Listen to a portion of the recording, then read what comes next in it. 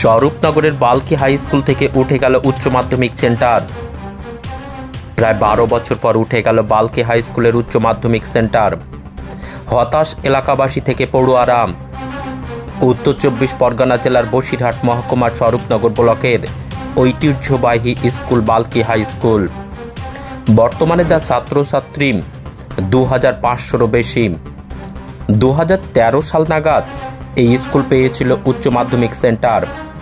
বিথারি, বালতি ও মালঙ্গপাড়া স্কুলের ছাত্রছাত্রীদের উচ্চ মাধ্যমিক সেন্টার পড়তো এই স্কুলে।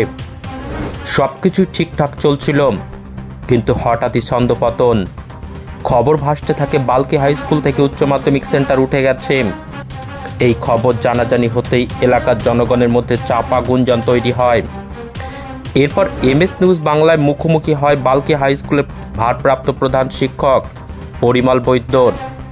তিনি জানান, দীর্ঘদিন আমরা সফলতার সঙ্গে দায়িত্ব পালন করেছি এবং প্রত্যেক বছরই উচ্চ মাধ্যমিক পরীক্ষা নির্বিঘ্নে এবং শান্তিপূর্ণভাবে সমাপ্ত করতে পেরেছি। জানি না তারপরও কেন এমন ঘটল। এই বিষয়ে দেখুন, এতদিন আমরা দীর্ঘ কয়েক বছর ধরে উচ্চ মাধ্যমিক পরীক্ষা চালিয়েছি। হঠাৎ করে আমাদের দায়িত্ব দেওয়া হয়েছিল, আমরা সেইভাবেই সফলতার সঙ্গে দায়িত্ব পালন করেছি এবং প্রত্যেক বছরই উচ্চ মাধ্যমিক পরীক্ষা নির্বিঘ্নে শান্তিপূর্ণভাবে আমরা সমাপ্ত করতে সক্ষম হয়েছি। কিন্তু এই বছর আমরা জানতে পারলাম যে আমাদের এই বিদ্যালয়ে আর উচ্চ মাধ্যমিক সেন্টার নেই। কিন্তু কী কারণে হয়েছে সেটা আমাদের অজানা।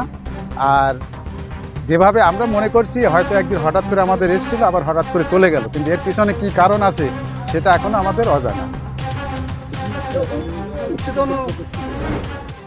এটি নিয়ে আমি ADI সাহেব ম্যাডামকে ফোন করেছিলাম যে আমাদের উচ্চ মাধ্যমিক সেন্টার ছিল, এবছর আমরা জানতে পারলাম যে আমাদের সেন্টার নেই।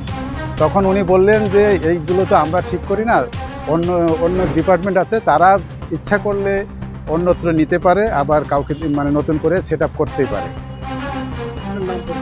আমার নাম পরিমল বৈদ্য, ভারপ্রাপ্ত প্রধান শিক্ষক বাল্কি উচ্চতর বিদ্যালয়।